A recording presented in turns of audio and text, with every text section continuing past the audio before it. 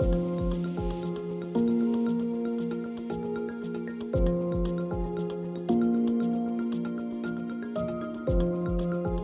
to this property and finance special with me, Gemma Forte. We're here at the London Stock Exchange studios, right in the heart of London, for our monthly debate on issues related to property and finance. And we have some of the country's industry experts with us who are invited to share unreservedly, that was my promise, their views about property and finance related topics. So please welcome to the London Stock Exchange studios today's guests. We have Tony Gimple, Piragash Sivanesan, and Stephen Galphin. Welcome, gents. Good to see you all here today. Now, in today's programme, we're going to be getting the views of our panellists on subjects which include tax avoidance within the property industry, purchasing off-plan, the pros and cons, and the government's long-term tenancy incentives. Are they just a pipe dream? But first, getting Britain building. So, Piragash, I'm going to start with you. So, firstly, it looks like we are facing one of the biggest housing crises we've seen in years and years and years. And in fact, due to a new report that's been published, in order to keep up, we need to be building, I think we need 4 million homes, and we need to be building at least 340,000 a year until 2031. I mean, this is just unbelievable. And of course, homelessness is on the rise. And I think the biggest thing to discuss is that out of all those homes that are needed, what we really require is affordable housing. What's your views on all of this? I think the first thing is, to be honest, it's almost like a bit of a broken record. If we look back 30, 40, 50 years, maybe when there was only 4 channels on TV, we may not have had the stats, but Britain was still not building enough houses. And no matter what government has come in, no matter what legislation has come in, there's been a chronic shortage of the ability to build new houses, to find, and I think that can be broken down into a number of different areas. I think one of the biggest issues we've got is planning. It's absolutely right that greenbelt land perhaps should be saved, but the way in which innovation can be used with the planning process, it's just not a process that anyone really understands how long it will take and or the likely outcome dependent on each project. So what that means is, to start with, where does new houses come from? It comes from an idea, it comes from a design, it comes from a plan. And when you've got a planning system which doesn't allow a regularization of a methodology that allows certainty, it can make it really difficult for builders, but also for funders. How are you supposed to, for example, debt, which is often used in building, in planning, it's really, really difficult. The amount of debt that a builder could get on something without planning is typically less than 50% of the value of the land. Yes. It means the amount of equity required is a lot more. And why is that? It's because of the risk, because there is no certainty. 1 week you might get planning approval, the next week you may get a rejection. Right. Moving on from the planning process, the next thing is actually around the build and construction itself. A lot of the people that I speak to are SME builders. People who are maybe 4, 5, 10, 50 strong. They've felt often they've not been involved in the house building process.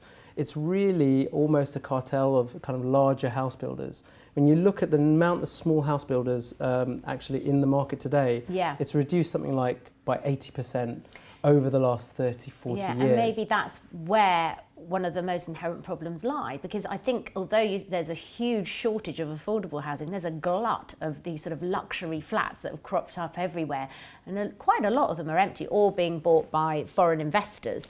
And as you say, it's difficult for any government to solve. But back in the 70s, we were spending £18 billion on creating more housing. And now it's gone down to 1.1 billion. So that's a massive, massive reduction. And at the same time, therefore, sort of benefits have risen drastically and homelessness is increased. So I think it is correct to call it a crisis. It is a crisis, but it's been a crisis from the very beginning. As Piragash rightly said, it's nothing new. All governments, particularly post-war ones, have had a complete failure of long-term infrastructure planning. They use tax as a blunt instrument, they give the wrong incentives, the wrong messages. Right. And aren't prepared to make the investment necessary, have the political will necessary to solve these kinds of social crises within a generation, let alone a term or two in Westminster. Yeah. I think what I would add to that is that, so for example, the government have done some things. They've created the Home Builders Fund. We're talking about £2 to £3 billion available. But how much of it is really being used? If you compare that to businesses, the British Business Bank came out and has worked with a lot of alternative lenders in order to get those funds where it's needed into the SME space. Now, what I'd really like to see is the Home Builder Fund being used in a very similar process, either because there is plenty of money around. We've spoken about on different programs, there's plenty of money wanting to invest in the UK in property. So what's the best way that this funds could be used? Now, I personally think what we want to see is it being used in the equity space to allow then debt lenders to come in and support on the larger basis. But what that does is you use the 3 billion and you can leverage that up to potentially 15 billion, 20 billion to then really create something and momentum. Because the thing with government organisations, they clearly have a goodwill. But on the other hand, it's how can it's lenders today, alternative lenders, have the skill sets to appraise projects quickly, and they also see a number of projects come through. If they can liaise appropriately with a government organisation, and also, by the way, if things go well, there's a return for the government as well. It's not just it's not in just a many handout. ways, I'd say. Exactly. In many ways. So it's interesting that you've pinpointed planning as being one of the specific sort of barriers, because also I think it's quite fascinating. We always talk about what a crowded little island this is, but actually only 10% of land is taken up by building, basically. So there is space, isn't there? So maybe, as you say, it all comes down to that bit, because there is money, there is the will to do it, there's the need for it. So, why isn't it being done? And also, to be honest, the other thing is clarity helps business planning and also financing.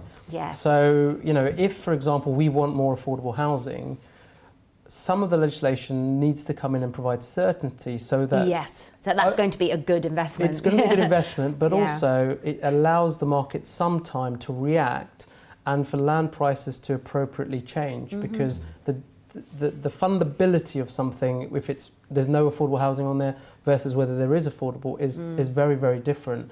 And what we shouldn't do is have constant changes where a developer might go in really wanting to put extra housing.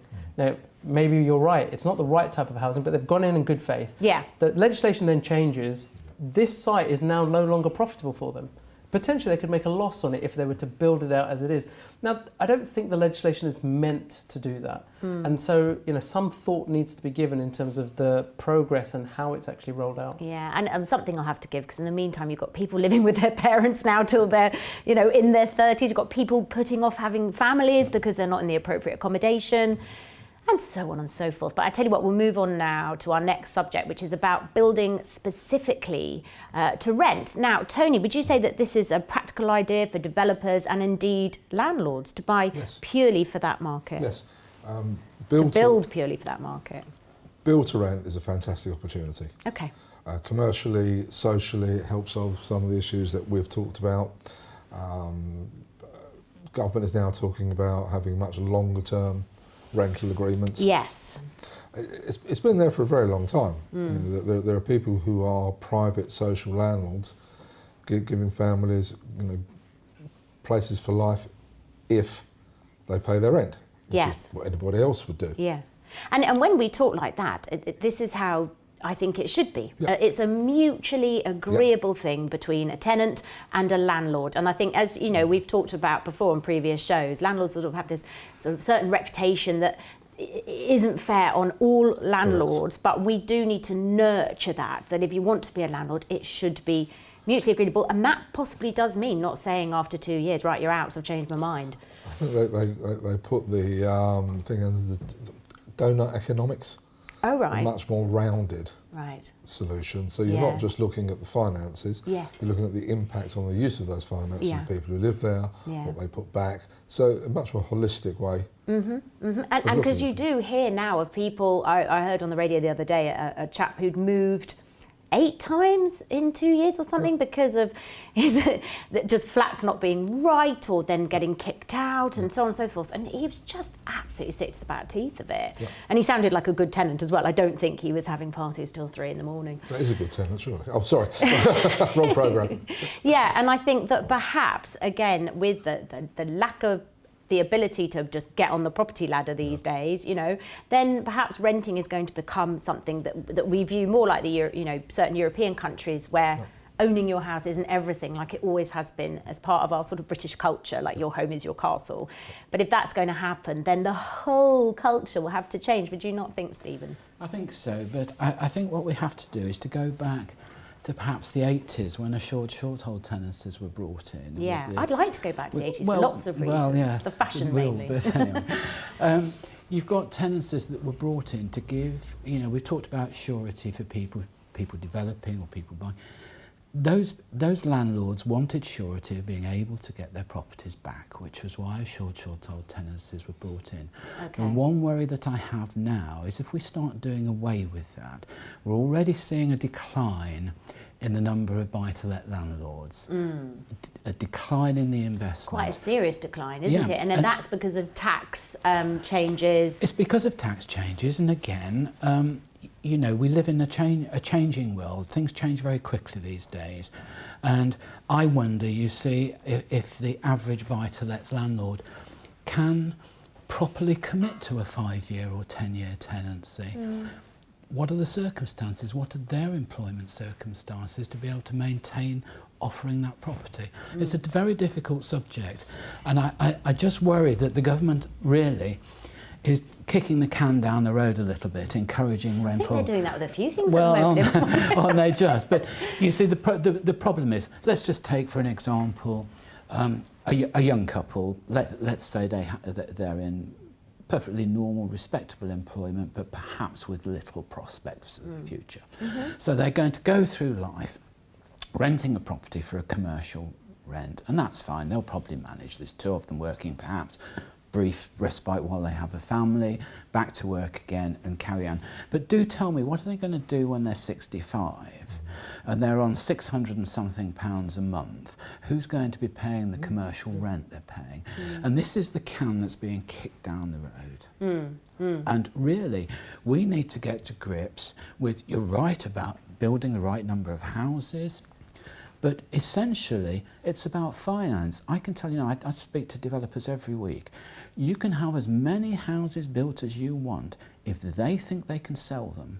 And being able to sell them comes down to affordable mortgages. Yeah. And just very quickly, if I can just finish on this, if you take the car industry, which went into the doldrums exactly the same time as the property industry did in 2008, 2009, they've come out covered in gold. Why? Because we can all go out and we can buy a fancy car on a few £1,000s down and how much ever it is a month. Yeah. What this government and the bank has done is actually strengthened the bank's balance sheets by insisting on 30-40% equity when they buy, but it's been done at the expense of our young people. Yeah. That's the trouble, and that's the problem we have to solve. I'd agree. I think that's a good analogy as well, because I think the car market is adapting as well, in that so many people are leasing now and finding new ways to own a car. You know, I would never buy a brand new car, but I lease one. That works really well for me. Whereas perhaps the housing market isn't adapting for what is needed right now. And there's no solution, is there? Because the people that do own property don't want to see it completely decrease in value and so on and so forth, but something's going to have to happen. I would maybe just add, if there's time, in terms of you know, finding solutions, I think by the whole build to rent model, what it does do is it opens it up for the first time to really institutional investors. And they're going to come in with a lot of cash and potentially see things very differently to a perhaps traditional buy-to-let investor. So that there's 2 things. One, it provides a different type of supply, a different type of product to the market. It also says to the existing buy-to-let investor, you can't really be an accidental landlord anymore. You've got to compete with genuine product in the market. And as the asset class starts to develop, just like, for example, car leasing, people will start to think of how to maybe provide permanent equity into housing, which means that the amount people own, perhaps we've seen shared ownership, and it might be to be a natural progression of that. Whether any of this is good or bad, I don't know, but certainly innovation will come. There's so much to say, but sadly that's all we've got time for in this part of the programme. But join us after this short break when we'll be discussing tax avoidance and wealth tax. So don't go away.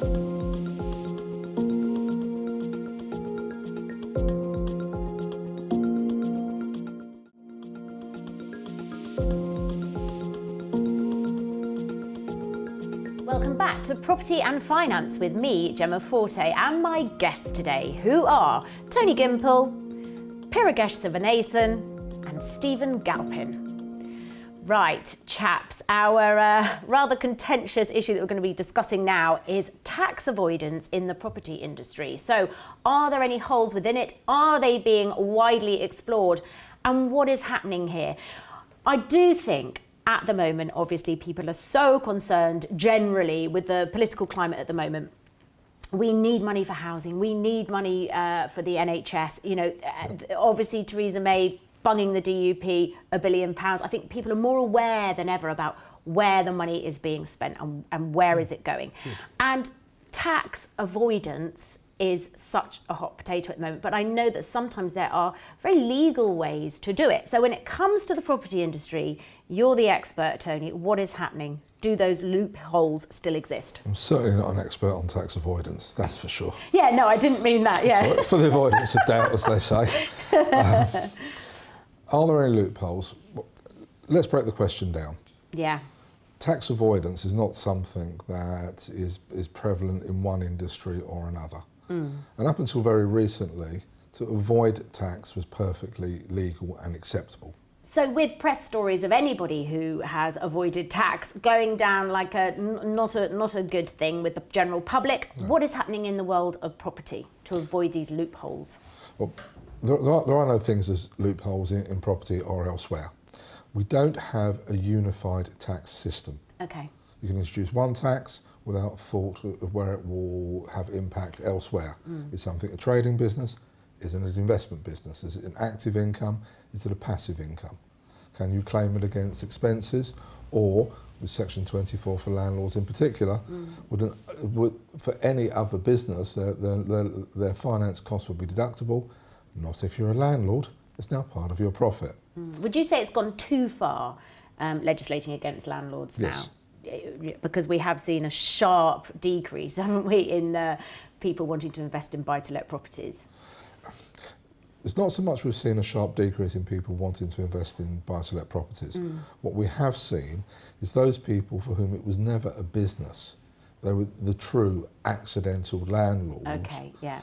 For them, yes. So they've inherited a flat or they've had a little bit of income and they thought, what should we do with this 20 years ago? And they've bought a secondary property. Yeah, and they've had two properties before, they shack up together, another one, and so on. It was a good thing to do, but it took otherwise available housing stock away from the market. And they were playing at it. But what it has done is put supply back on the market for the professional, larger, institutional landlord, for that matter, who can now legitimately mitigate their taxes through running as a professional property business. They can do build to rent, they can act as semi-social, social landlords. So on the one hand, you know, Section 24 was truly terrible. It was a real horror story, nightmare in the making. But on the other hand, what did Johnson say? The prospect of imminent death concentrates the mind wonderfully. The market has had to innovate to survive. Yeah. And things like tax avoidance will disappear because there's no need to. There's enough opportunity out there to take tax as yet another transactional cost and mitigate it, minimise it as any other business would within the law.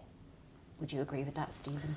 Well, I would, but I'd like to take the conversation up a stage in terms of value and talk about perhaps developers that are, what shall we say, exploiting the tax situation that we have in this country. And let me give you an example. You could have money coming in from offshore trusts in Jersey, Guernsey, Panama, those kind of places, to fund the developments. Because why? Well, one, our banks here are still very, very nervous. To build a 50, 60 story block is 250 million or 300 million these days. It's a lot of money. And the banks here, because of the 2009 crisis, are saying, maybe a bit strong for us. We'd like it sort of splitting between banks, consortiums. That's always very difficult when you're a developer to do that, deal with a number of banks. So the money comes in offshore, maybe from Russia, maybe from wherever. The money's sent into a small management company here who handles the development, and then the proceeds are sent offshore without payment of profit here. Right. And the management charges here tend to soak up any potential profit liability. And so these buildings are very profitable. You mentioned earlier these buildings being purchased by people from Far East, from the Asia Pacific Rim, that sort of thing. And that's very true. I wouldn't necessarily demonise it. They're not the properties that are going to be for affordable rent or taking up space that are going to be for building that kind of product. They've served their purpose in keeping the construction industry working for the last 10 years, you know, so no need to demonise it. It's just a different facet of the business.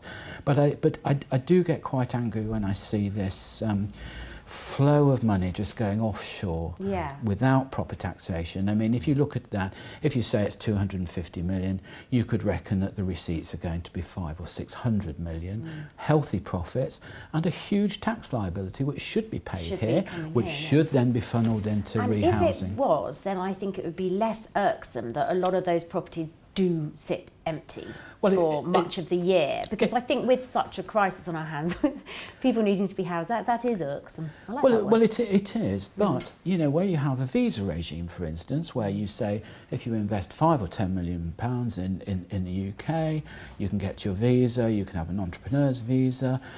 What do you think people are going to invest it in? They're going to invest it in lovely property in Belgravia or Park Lane or somewhere like that and sit on it and watch it grow. It's natural. So actually we're creating our own problems. And you know, we're obviously being very London-centric at the moment, and I think that actually there's a lot of big cities at the moment who are building other types of properties. Manchester, Edinburgh's on the rise, Leeds, so that particular issue is very sort of London-centric, but it does mean that London as a capital is changing all the time, isn't it? Because everybody else is being pushed out and other parts are being gentrified. As you say, therefore, for every negative there are some positives, I suppose, as things spread into other areas. But that's nothing new. It's been happening since Roman times and before. That's London. Yes. There's an inflow and there's an outflow. The wealth permeates, hopefully, to the regions as opposed to offshore, which may be legal, but at times can be morally repugnant. Now, what about wealth tax? Now, this sounds like a great problem to have. It's not something I've had to really wrestle with yet, but is it a good problem to have? What do you think, Piragash? I think the primary issue with wealth tax, I can understand the concept of it, is one of cash flow. If you're going to tax someone because of their wealth, they may not, say for example, the classic that is often introduced is the old lady that owns a asset that maybe is £3 or £4 million, but her actual income is very little, and so by taxing her based on her wealth, she may just not have the cash flow to actually make that payment. In of itself, taxing assets does make some sense, but it's that bit about how do you ensure that someone has the cash flow to actually be able to pay those taxes without being penal and creating some sort of other knock-on effects. I think that's one of the key issues. I know, personally, I always think it's better to go after the corporations and get them to be paying the tax that they should be rather than the individual. What do you think? Pay the tax you're meant to pay. Yeah. It's the easiest way of dealing with it. Yeah, absolutely. You have to pay tax in order to be able to live in a society where you can argue about not paying tax. But there are lots of big businessmen who don't. Of course. You know, they have their addresses in. But also part of that is just the complexity, you know, to conclude both points in terms of both landlords and kind of offshore is the complexity of the system, which provides loopholes for people who are very, very intelligent to be able to find those loopholes. But so a simplicity of that would make it a lot easier, you know, in order for then people to know what sort of taxes they are going to pay. Yeah. Cash versus equity. What would you say, Stephen, is king in terms of property investment? Well, I think the old adage that says you should never box yourself into a corner when buying property is probably the best one. So never take on a commitment that's beyond your means, never take on a commitment that's going to force you into a situation of sale. So like with most things in life, a balance of both, I think. I know the trouble is these days as well with jobs, you know, the contracts, you don't have that sort of old-fashioned thing now, being in a job for life, do you necessarily? Things can change within a couple of years. So it's quite hard, isn't it? Well, I think also we have to look at the way that lending is put into the housing market. I mean, again, if we go back to the 80s, it was mainly building societies that would lend money, and that local manager would know your situation, he'd know your job prospects, he'd know who was building up the road, you know. But of course that all changed when they wanted to become banks under the sort of Thatcher regime. They changed, and of course now we have banks that shot into the market, pure commercial enterprises, so they make their decision 1 month they want to be in, 1 month they want to be out. I mean, one of the pet things I would say is, again, coming back to this lending business, I'd like to see banks ring fencing their residential property lending and not be allowed to sell those mortgages on, because, you know, if they gave a 25-year mortgage and knew they got it for 25 years, they'd be an awful lot more considered about who and how they lent. Yes. But what it would also do is allow them to lend at higher levels. So I don't think that the delinquency rate would go up an awful lot, but I think charging those banks as to having their control over their lending for life would help tremendously. Actually, I think there is a potential solution to some of the problems. Just look at the terminology: bank, building society. Building societies are for the common interest and are inherently fit for purpose. They take deposits, lend them out. And yes, they have to make a profit to survive, to keep doing it, whereas banks have become more than just cash handling centres. They're, to a large degree, they become investment houses. Yes. So if you could go back to older times in that sense, splitting the two, where there is, if you like, a national building bank, and that's been mooted many times, call it building societies if you like, keep it in private hands, none of this year, and put the banks where they used to be in a more merchant facility, that would help. Well, at one time you would only have a mortgage on your house from a bank if in fact you were in business and that house was needed to charge against the overdraft or something like that. You'd always have it from the building society. But I also think it would be actually easier for the authorities, whoever they might be in control of this, to ring fence residential mortgages by having perhaps lower out-of-sync interest rates for the first-time buyer. Wouldn't be a problem. It's not a huge amount of money. It would hardly make a dent in anything. And of course, after 2008, 2009, the big crash, it did become so much harder to get a mortgage. Do you think that that is going to just ease off slightly, given that some people now are paying rent that they can afford and it's quite considerable, but they can't get a mortgage where they'd be paying less every month by some, you know, considerable amount? Well, I think what you'll find is that new entities will come into the market and it'll gradually ease and gradually get better. But maybe just stay, not get completely out of control like it did. Absolutely. Hopefully we've learnt our lesson. I think the other interesting thing, both my colleagues are sort of talking about, you know, going back to the heyday of good, solid lending, which I absolutely agree with. But also, you know, we've got a huge amount of technology in the property industry now today. We've got things like big data, AI, that are supposedly making some of the decision making better. Okay. And also innovation. So actually, we've got crowdfunding. We've got the ability to actually take some of the banks out of the system and actually lend directly. So both the depositor and the borrower are actually having a direct relationship. That is good and bad. It's not all great, but you know, there's a lot of innovations today which need to be tapped in to ensure that maybe we have to take a different approach to residential lending than perhaps we've done previously. Well, you know, on that subject, if you're a mortgage broker, you have to become qualified. You're tested on your ability to be able to give good advice to especially first-time and young buyers. I'd quite like to see young first-time buyers have some kind of education with that broker. You know, again, sorry to go back, but years ago, you'd go to the building society, the guy there would say, well, you know, we've got a bit of money coming in December, so we can probably arrange a mortgage for then, and I'd like to see you just save a little bit in between. And he'd give you a little chit, and a mortgage in principle, and you'd take that off to the local builder, and he'd be happy as Larry with that, you know.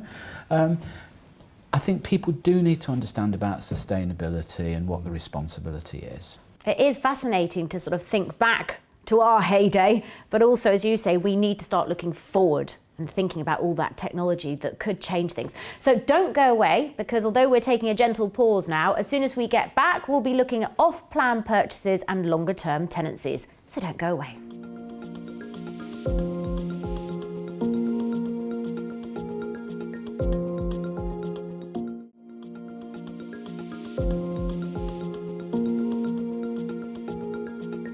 Welcome back to Finance and Property with me, Gemma Forte, and my distinguished guests today, who are Tony Gimple, Piragash Sivanesan and Stephen Galphin. Okay, off-plan. What are the benefits and drawbacks for both developers and buyers of off-plan purchases? Now, Stephen, I actually did this. My first ever purchase was off-plan at the tender age of 20-something. What are your thoughts on this? Well, I'm sure things have changed since I did that. I think there are two sides to this, obviously. There's the side that the developer takes and the side that the purchasers take. We're living in a time when there's much criticism about property inflation, and that inflation to some extent is blamed for causing the shortage and the difficulty for young people buying, which I think we're all passionate about. We want to open that up. Now, well, we don't want our kids living with us for the rest of our lives either. I think that's probably it is a thing to think about. But I think where the difficulties come is that buying from plan, I will make this London centric, but it does apply to the bigger cities, Manchester, Nottingham, perhaps Birmingham. It does cause terrible inflation, and let me just explain why. Let's say we have a tower block here, and let's say a one-bedroom flat is, I don't know, £400,000. Okay. Developer comes along, wants to buy the site next door, and he wants to build, and it's going to take him 3 years. So what does he do? He looks at the last 2 or 3 years, the inflation rate, and it's probably running at between 8 and 10% realistically in some of the nicer areas. Yeah. So he says, okay, well, that's 3 years, it's going to take me to build it, so that's 30% up. So there he takes his 400,000 and he ups it by 30%, and there we are, that's how he sets the price. Now that's then taken out to Hong Kong, Singapore, Kuala Lumpur, all around the world to be sold off plan. Probably not quite so much here now, because people here are now a little bit more careful and a little bit more wary of being able to fund something that they're committing to for 3 years on. That's a very big ask for somebody to do. Whereas in those Asia-Pacific areas, it's very much easier, and even the London prices are considered quite low. But what happens is then, the guy in the original block with his £400,000 one-bedroom flat or whatever he has says, I'm ready to sell now. Now, where do I get a guide on my price? Oh, well, next door, that's 30% up. So why don't I put mine up 20%? And it'll look quite reasonable against what they're selling. And it creates its own inflation within that small area. And you can see that happening time and time again in London. Now, what does it mean for our people here buying? I would suggest you've got to be very, very brave to buy off plan these days, with mortgages being so difficult. I mean, my colleagues might be able to tell better than me, but I don't know what the chances are of being able to get a commitment from a bank or a building society or any other kind of funder 3 years on. And so actually it's all a bit of a futile process. Yes, it's funding lots of luxury developments in London, but it's doing nothing at all to solve our need for affordable housing and properties to rent realistically. I was going to say, what about all this affordable housing that we need? Surely there's a builder out there somewhere who's building a nice cul-de-sac with, 30 houses on it. Can you buy those off plan? Perhaps, if it stacks up commercially and if you're prepared to take the risk that Stephen mentions. The real issue is that property is just treated with one broad brush. And we're not. And the example we've got here, on the one, is traditional property development for the local market to live the rest of their lives. Yeah. The other is an investment vehicle. It's like an equity or a gilt or a futures. The fact that it's made out of steel, wood, concrete, etc., is immaterial. It should be treated more as a security than as property in the sense that we know it. Yeah, although as Stephen said, you're right, that then impacts on everybody around. Absolutely. So, and you're talking about figures, and it is laughable really, £400,000 for a one-bedroom flat, absolutely realistic, and yet so ridiculous when you look that wages have not gone up for years. They're just completely plateauing. There's parts of London that I can see on the backdrop there where a one-bedroom flat is now £800,000. Yeah, completely and utterly. And these are just figures that do you even want to spend that much money on a one-bedroom flat? I mean, it is a joke, isn't it? And when I did get my first flat, I don't mind saying it was £90,000 for a two-bedroom, really spacious flat in Clapham. I think the other thing, though, is in terms of the cycle and where we're at. There needs to be some appreciation for the fact that, for example, if we look at London, the market has slowed down a little, and for developers also the easy access to finance, or the lack of it, also means that for them, unless they can get a certain percentages off plan, well, that development never gets built anyway. Yeah. So there needs to be, I agree that perhaps there needs to be something in the middle that means that banks can commit or help British investors get on the ladder. But this all goes back to the planning that was made in the first place, whether it should have been that luxury flat or whether it should have been something more affordable. Yeah. But off plan per se, actually I don't think is particularly bad, and I think it can be good in many reasons, but also developers today are taking much more risk than they have done at any point since 07 or 08. Because of the economic climate, because of Brexit. the market's much more difficult. So when people say, oh, they're definitely going to get 20% margin, or that's not the case, because actually when it gets built, it may be less, they may be making a loss. Costs on them, meanwhile, are going up as well in the construction industry. There's a huge skills shortage. So while actually we talk about wage not going up, in the construction industry there's such a shortage, again, like the property industry, that those costs are going up. So it is complex, but I think developers at the moment are taking on quite a bit of risk. It is complex, but that complexity brings its own simplicity, in the sense that build to rent gives you the best of both worlds. You can employ your capital, all right, you don't get a short-term capital return, but you get long-term income. An income you've got today, whereas capital you may not be able to realise in 3 years' time, like when you're selling off plan or building off plan. So the two things aren't mutually exclusive. No. It just needs a bit of common sense. Dark and room, bottle of scotch, bang their heads together until they get it right. Too much to ask for, I suppose. Is that me being idealistic? I think the point you made earlier, you cannot solve this problem as one problem. No. I'm afraid there's so many parts to this that need to be addressed. Yeah.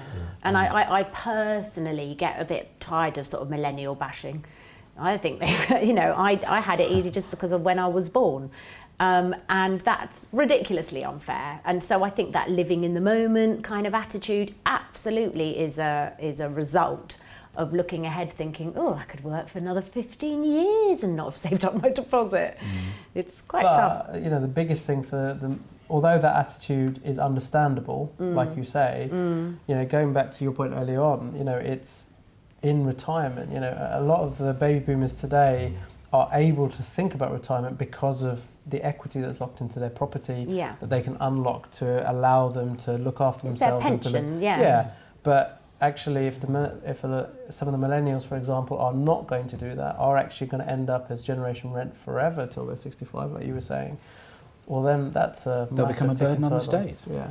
Well, yes and no, because if that wasn't available, you'd make other arrangements.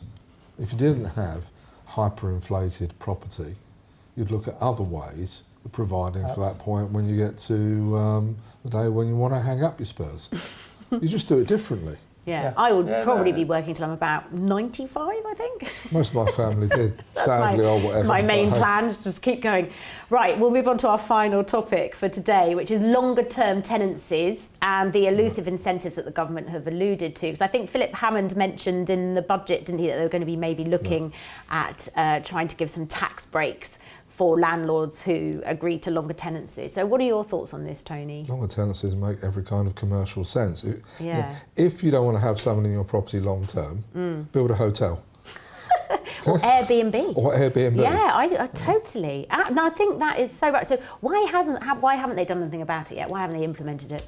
Could it be that another politician is just talking hot air? Really? You may say that.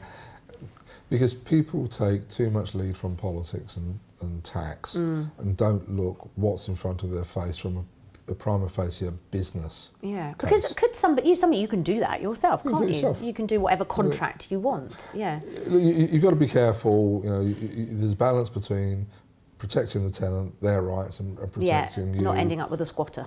Correct. If, however, you're building the right properties and you're getting the right tenants in for the right reasons, then having a longer term lease, why not? Can be fantastically mutually wonderful. Absolutely. It's back to the donut economics. I mean, it just works in every conceivable way. I mean, a great friend of mine, she's a single mother, she's a businesswoman, she's got 3 children. She's rented the same property now for 10 years. It's their home, and she views it as their home. She maintains it as her home. And she pays considerable amount of rent, but her landlord is got to the point they probably could put it up a bit, but they don't, because she's the perfect tenant. I think what's worth looking at is clearly, longer term tenancies work if you've got a tenant that is paying what you want and you're able to meet your mortgage payments. And respects your property as well. And respects your property, then all of those work. Yeah. The real issue is, of course, when it doesn't work in your favour. And then we talk we're back to the accidental landlord that maybe has one property, the impact of cash flow stopping for them, and then because of the tenant rights, their inability to access that can cause a lot of trouble for the person that's being a landlord. Yeah. And then we start to say, maybe you need 4, 5, 10 properties to have that kind of diversification, which means even if one goes down, or the cash flow in one property reduces, you can still kind of manage your overall portfolio. So I think it's a downside protection for the smaller landlord. It is really, really important. I mean, institutions can obviously absorb this, and protecting tenants. Everybody wants that. We were talking about rogue landlords before. No one wants rogue landlords, but appropriate protection for landlords that are just trying to do the right thing and can sometimes get into difficulty if cash flow starts to fall. And this is a problem brewing in that the accidental landlord, as a result of Section 24 changes, in 2 to 3 years could be paying or having to pay more tax than the rents they're getting in. Right. They now can't afford to maintain the payments, the mortgage payments. The lender says, okay, we want our property back. You've now got the issue with the tenant who's just started a new AST or a longer term one. Who's responsible for that mess? Well, exactly. Do you know, I've got a solution, and it's not maybe a complete solution, but see what you think, gentlemen. I think more face-to-face interaction is required, and I think actual dialogue should be allowed, whether the property is going to be managed or not, between tenant and landlord. When I'm interviewing a babysitter, or if I'm interviewed for a job, you do that face-to-face and you get an instinct about people, don't you? And you can have all the paperwork, but I think that would help massively if you met your landlord, and you'd soon get an idea of what kind of person they were. Absolutely. And vice versa. Absolutely. What do you think? Well, I think that's a nice idea, and it would help. Any kind of sensible interaction has got to be good. Yeah. But once again, it's not just one problem, and it's not just private sector landlords. With private sector landlords, it's quite easy, really. You draw up a lease. That lease conforms to current legislation or it can be changed. But you sign it, I sign it, so why don't we just do what it says? That's quite an easy way of solving any difficulties there. Where I see a lot of the difficulty, and again, contributing to this shortage of housing, is this. We haven't got any churn on the social housing. Now, if you're in a property that's subsidised in terms of rent, that's fine. As a decent society, we need to have a safety net for those people less fortunate. We need it to be there at all times and to be funded properly. But I do just wonder what happens when that family or that couple come out of that need for subsidisation. Are they asked to move? No, they're not. So I've got to say, controversially, I would like to see means testing on social housing. And I think if we look at life, it goes in sort of probably 5 or 6 year cycles, you know, preschool, school, later school, university. Yeah. So I would suggest that every 6 years you're subjected to a means test if you're benefiting from subsidised property. Yeah. And at that point, I wouldn't be as harsh as to say, well, you've got to move. Yeah. But what I would say is you now go on to commercial rent if you can afford it, and then the councils can either sell that property as an investment if it's a long-term tenancy or whatever else. I think to live in social housing is not a choice. No, it's not. It shouldn't be a choice. If you can afford to provide for yourself, you should provide for yourself. That's part of the social compact. Yes. In principle, what you say is a good idea. And yeah, you're right, it is controversial. I suppose it would avoid those kind of real sitting tenants and staying in the same situation in a very stagnant way. We've had publicity recently, haven't we, where leading political figures are still living in council houses earning 150. Please, give it a break. Now, I'm afraid, I know it's a hot topic, but sadly, gents, that is all we've got time for today. But please join us next time when industry experts will be sharing their views, tackling other topics within the world of property and finance. From me, Gemma Forte, I'll see you next time.